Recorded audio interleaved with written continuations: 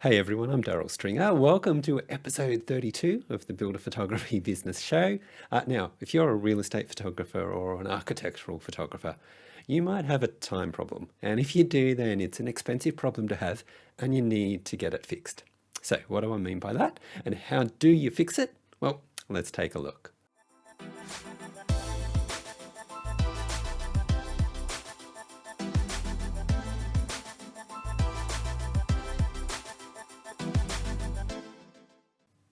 Now, when I'm talking about a time problem, I mean that a lot of photographers out there, and I speak here from personal experience because I used to do this as well, you are not charging appropriately for your time, or you're wasting time doing things that other people could do or that other systems could do automatically. So, how do you know if this is a problem for you? Well, if you feel like you're always super busy, but your bank account doesn't reflect that level of business because it's nearly empty, then you have a time problem. If you've hit a ceiling on what you can make in your business and you can't expand any further, then you have a time problem. If you can't take time off from work or spend the day with your kids in the middle of the week, then you have a time problem. Now, if that resonates with you, then I want you to imagine you could fix this time problem. And I want you to think of the emotions that you feel when we talk about what it would be like to get this right. So, for example, how would you feel if you could get your personal time back again so you could spend more time with your kids or your partner in the evening or during the week? What would that be like for you? How would you feel if you had the time to dream about where your business could go, set some big goals, and plan how you will implement those goals, and feel like you can do that because you have the time available during the week? How would you feel if you were able to reconnect with the fun of being a photographer again, instead of just racing from one client to the next, like bang, bang, bang, and then you collapse in a heap at the end of the week? If that's you, then the solution is to fix your time problem. Now, a lot of photographers, when I ask them about the biggest issue they face, they tell me that they have a marketing problem. They don't know how to market and they think they don't have enough in the bank because they don't have enough clients. Now, that might be true for some of you, but what's important is that you acknowledge that you can't fix your marketing problem until you fix your time problem. So by that I mean you need time to do the marketing and you need time to deliver those services to all of those new clients. So to do that, you need to get your time problem fixed first, and then you'll be able to work on your marketing. So what do I mean when I say that your time problem is expensive? Basically, I mean that when you're not charging for all the time you spend working on projects for your clients, then you're losing a lot of money because you're spending time working on things basically for free, but you don't even know that you're doing it. So let me give you an example. A couple of weeks ago, I saw a post from a real estate photographer on Facebook where they were talking about their pricing structure. Now, another photographer commented on the cost of editing and said that although photographers need to factor in the cost of editing if they outsource to another company and pay a rate for each of the photos that's edited, they don't have to consider that editing cost if they do the editing themselves. Now, I think that's a real problem because it assumes that since there is no external cost for editing, then there isn't any cost at all. But of course, there is a cost because it's the photographer's own time that they are putting into editing those photos. And this is one area where a lot of photographers go wrong. They don't factor in the time they spend editing their own images in the same way they would if they were outsourcing their editing. I mean, if you're spending even 1 hour, say, editing a photo shoot, then you should be charging for that time. Like, it's not something you can give away for free. So, what would you like to charge for that time? Would it be $50 an hour, maybe $100 an hour, maybe more? Whatever it is, it's probably more than what you would pay an editing company to do it for you. So, at the very least, add the cost of outsourcing your editing onto your rates so that the client is paying you for the editing rather than you basically doing it for them for free. Does that make sense? Okay, now let's go through 5 things you can do that will help you overcome your time problem. And the first one is to get your prices right. And to do that, you need to know your numbers, all of your numbers, like not just how long you spend on a photo shoot. So How much time do you spend editing the images? Okay, you want to build that cost into your fee. What are your business expenses each year? Now, you'll want to spread that cost across your photo shoots. And in coming up with that number, include things like the cost of replacing your gear and importantly, the depreciation in the value of your car, since that can be a big expense that you'll want to include in your rates.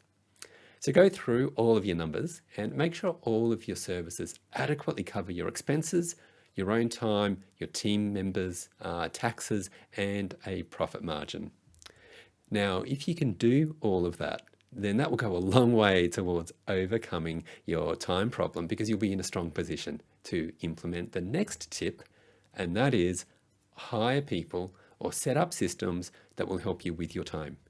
Now, which option you go with will depend on what you need to have done, but I'd probably start with setting up automated systems to manage the booking and payment part of your day. If that's not something that you're doing yet, if you can at least pass that off to an automated system, then that's going to save you a lot of time each week. Then once you have that in place, you're going to be in a much better position to build your team. So the second part is about bringing in the right people to help you. Now, maybe you need an extra photographer, or maybe you bring in someone to shoot the videos, or you do the still shots. Whatever it is, having great people is fantastic, and it completely changes your business. But, and this is really important, this only works if you get your numbers right. I mean, if you bring in people just because you're crazy busy, but in reality, the reason you're busy is because you're too cheap and you're barely covering your own meager wage, let alone a salary for another photographer, then you're just going to crash and burn. It won't work. So get those numbers right, as I mentioned, and make sure they still work even when you add extra team members. That's so important. The numbers have to work for a growing team and not just for you. Okay, the third thing you can do is to make decisions quickly because you can waste a lot of time simply being indecisive. So for example, let's say you're trying to figure out if you should go this way or that way with a particular decision. You spend time learning and soul searching and you're trying to figure out what you do. And weeks go by and you still haven't made a decision because you're worried about doing the wrong thing. And those fears are what's holding you back. But here's the thing, I think this is important. There will be times where you make the wrong decision. So acknowledge that it will happen sometimes and move fast. All you can do is make a decision based on the data you have now, not on the data you will have in 6 months when you can look back on this decision and judge yourself harshly perhaps for making the wrong call. That's not going to help because you just don't have that information now. So don't judge yourself now for something you don't have, and that's hindsight. You don't have that hindsight just yet, so be okay with that. We're operating in the now, so work on what you can, make a decision and do something. And if it turns out to be the wrong call, then you can adapt later. Now, I know it can be difficult to move forward knowing that you could be doing the wrong thing, but this is business. There are risks involved. Some of your decisions will be bad decisions, but some of your decisions will be awesome. And you'll look back and go, wow, I'm so glad I took this opportunity. So right now, if the two options that are in front of you seem equally good, choose one of them and just see what happens. All right, the fourth thing to do is to acknowledge that you have control over your time. So you are responsible for you and all that you do, but you can't control other things, so be okay with that. But in the things you can control, like how quickly you make decisions, whether you waste an hour on Facebook or spend an hour working on stuff that matters, those are the things you are responsible for. So your time is under your control. Stuff that happens outside of your control is not. Okay, the last one on our list is to be willing to pay for speed. Okay, be willing to pay for things that will help you move faster.